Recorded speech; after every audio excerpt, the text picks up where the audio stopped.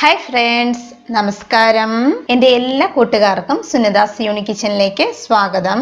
വളരെ രുചികരമായിട്ടുള്ള നെയ്യപ്പത്തിൻ്റെതാണ് ഇന്നത്തെ നമ്മുടെ റെസിപ്പി.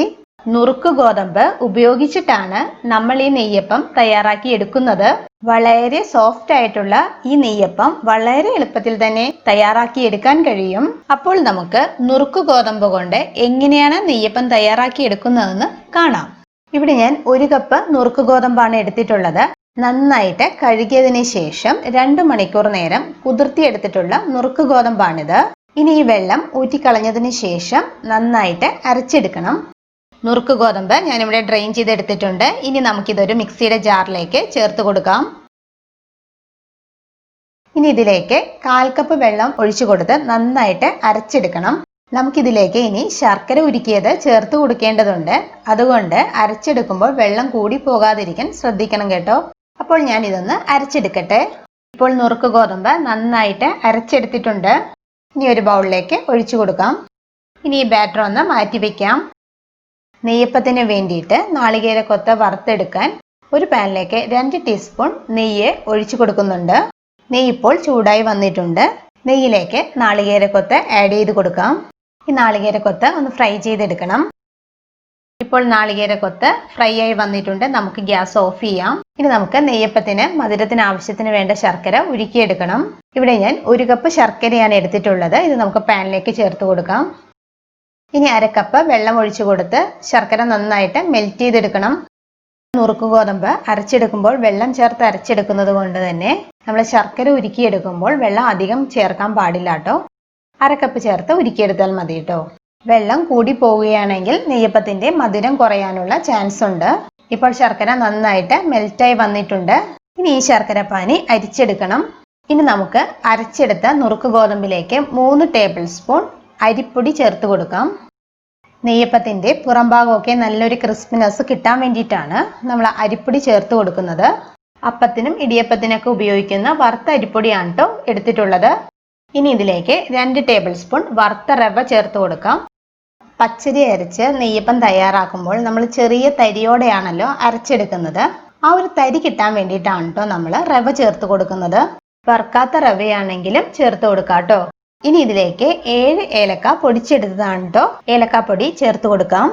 ഇനി ഇതിലേക്ക് 1 ടീസ്പൂൺ കറുത്തെള്ള ചേർത്ത് കൊടുക്കാം. ഇനി നമുക്കിതിലേക്ക് നേരത്തെ ഫ്രൈ ചെയ്ത് വെച്ചിരിക്കുന്ന നാളികേരക്കൊത്ത് ആഡ് ചെയ്ത് കൊടുത്ത് നന്നായിട്ട് മിക്സ് ചെയ്തെടുക്കാം. നമ്മൾ നുറുക്ക് ഗോതമ്പ് അരച്ചെടുക്കാനായിട്ട് 1/4 കപ്പ് വെള്ളം മാത്രമേ ചേർത്ത് കൊടുത്തിട്ടുള്ളൂ. അതുകൊണ്ട് ഇപ്പോൾ നല്ല തിക്കായിട്ടാണ് ബാറ്റർ ഇരിക്കുന്നത്. ഇനി നമുക്കിതിലേക്ക് നേരത്തെ ഉരുക്കി അരിച്ച് വെച്ചിരിക്കുന്ന ശർക്കരപ്പാനി കുറേശ്ശെ ചേർത്ത് കൊടുത്ത് മിക്സ് ചെയ്തെടുക്കണം.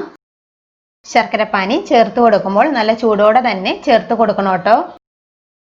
ശർക്കരപ്പാനി കുറേശ്ശെ ചേർത്ത് കൊടുത്ത് നമുക്ക് മിക്സ് ചെയ്തെടുക്കാം. ഇപ്പോൾ ഞാൻ ശർക്കരപ്പാനി ചേർത്ത് കൊടുത്ത് നെയ്യപ്പത്തിന്റെ ബാറ്റർ നന്നായിട്ട് മിക്സ് ചെയ്തെടുത്തിട്ടുണ്ട്. ഇനി നമുക്ക് ഈ ബാറ്ററിലേക്ക് മധുരം ബാലൻസ് ചെയ്ത് കിട്ടാൻ വേണ്ടിയിട്ട് അല്പം ഉപ്പ് ചേർത്ത് കൊടുക്കാം. നമ്മൾ ഈ നെയ്യപ്പത്തിന്റെ ബാറ്റർ റെസ്റ്റ് ചെയ്യാൻ വെക്കുന്നില്ല. അതുകൊണ്ട് തന്നെ ഇതിലേക്ക് 2 പിഞ്ച് ബേക്കിംഗ് സോഡ ആഡ് ചെയ്ത് കൊടുത്ത് നന്നായിട്ട് മിക്സ് ചെയ്തെടുക്കാം. നമ്മൾ ഈ ബേക്കിംഗ് സോഡ അപ്പക്കാരം ഉണ്ടല്ലോ അത് ആഡ് ചെയ്യുന്നില്ല എങ്കിൽ ഒരു 3 മണിക്കൂർ നേരമെങ്കിലും നമ്മുടെ ഈ ബാറ്റർ റെസ്റ്റ് ചെയ്തതിന് ശേഷം മാത്രമേ നെയ്യപ്പം തയ്യാറാക്കി എടുക്കാവൂ കേട്ടോ. നമ്മുടെ ഈ നെയ്യപ്പത്തിന്റെ ബാറ്റർ ഇപ്പോൾ റെഡിയായി വന്നിട്ടുണ്ട്. ബാറ്റർ ഈ ഒരു കൺസിസ്റ്റൻസിയിലായിരിക്കണം. കൂടുതൽ തിക്കായിട്ട് പോകാൻ പാടില്ല. അപ്പോൾ നെയ്യപ്പത്തിന്റെ അകം കുക്കാവാതെ വരും. അതുകൊണ്ട് ബാറ്റർ ഈ ഒരു കൺസിസ്റ്റൻസിയിൽ ആയിരിക്കണം കേട്ടോ. ഇനി നമുക്ക് നെയ്യപ്പം തയ്യാറാക്കിയെടുക്കാം. ഞാനിവിടെ ഒരു പാനിൽ വെളിച്ചെണ്ണ എടുത്തിട്ടുണ്ട്. നാടൻ പലഹാരങ്ങളൊക്കെ തയ്യാറാക്കുമ്പോൾ വെളിച്ചെണ്ണ ആയിരിക്കും കേട്ടോ കൂടുതൽ ടേസ്റ്റ്. ഇപ്പോൾ ഓയിൽ നന്നായിട്ട് ചൂടായി വന്നിട്ടുണ്ട്. നന്നായി ചൂടായ ഓയിലിലേക്ക് ഓരോ തവി മാവ് ഇതുപോലെ ഒഴിച്ചു കൊടുക്കാം. ചൂടായ എണ്ണയിലേക്ക് ബാറ്റർ ഒഴിച്ച് അല്പം കഴിയുമ്പോൾ തന്നെ നെയ്യപ്പം ഇതുപോലെ പൊങ്ങി വരും.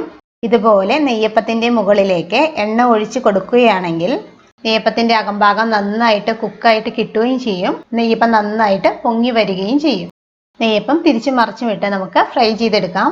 നെയ്യപ്പം ഫ്രൈ ചെയ്തെടുക്കുമ്പോൾ ഗ്യാസ് ലോ ഫ്ലെയിമിൽ ആയിരിക്കണം കേട്ടോ. എന്നാൽ മാത്രമേ നെയ്യപ്പത്തിന്റെ ഉൾഭാഗം നന്നായിട്ട് കുക്കായിട്ട് കിട്ടുകയുള്ളൂ. ഇപ്പോൾ നെയ്യപ്പം റെഡിയായി വന്നിട്ടുണ്ട്. കൂടുതൽ ഡാർക്ക് ആവേണ്ട ആവശ്യമില്ല. നമുക്ക് നെയ്യപ്പം ഒരു ടിഷ്യൂ പേപ്പറിലേക്ക് മാറ്റാം. ഇതുപോലെ തന്നെ നമുക്ക് ഓരോ നെയ്യപ്പവും റെഡിയാക്കി എടുക്കാം. ഓരോ പ്രാവശ്യവും നമ്മൾ ബാറ്റർ ഒഴിച്ചു കൊടുക്കുമ്പോൾ നന്നായിട്ട് ഇളക്കിയതിന് ശേഷം മാത്രമേ ബാറ്റർ ഒഴിച്ചു കൊടുക്കാവൂ കേട്ടോ. നെയ്യപ്പം ഫ്രൈ ചെയ്തെടുക്കുമ്പോൾ ഗ്യാസ് ലോ ഫ്ലെയിമിലായിരിക്കാൻ എല്ലായ്പ്പോഴും ശ്രദ്ധിക്കണം കേട്ടോ. അപ്പോൾ കണ്ടില്ലേ, വളരെ എളുപ്പത്തിൽ നുറുക്ക് ഗോതമ്പ് കൊണ്ട് വളരെ ടേസ്റ്റിയും സോഫ്റ്റും ആയിട്ടുള്ള നെയ്യപ്പം നമുക്ക് തയ്യാറാക്കി എടുക്കാം. പച്ചരി അരച്ച് തയ്യാറാക്കുന്ന നെയ്യപ്പം പോലെ തന്നെ വളരെ ടേസ്റ്റിയും സോഫ്റ്റും ആയിട്ടുള്ള പെർഫെക്റ്റ് ആയിട്ടുള്ള ഒരു നെയ്യപ്പമാണിത്. നുറുക്ക് ഗോതമ്പ് കൊണ്ട് തയ്യാറാക്കുന്ന ഈ നെയ്യപ്പം എല്ലാവരും തയ്യാറാക്കി നോക്കണം. എല്ലാവർക്കും ഉറപ്പായിട്ടും ഇഷ്ടമാകും. അപ്പോൾ വീഡിയോ ഇഷ്ടമായാൽ സബ്സ്ക്രൈബ് ചെയ്യാനും ഷെയർ ചെയ്യാനും മറക്കരുത് കേട്ടോ. Thank you. ബൈ.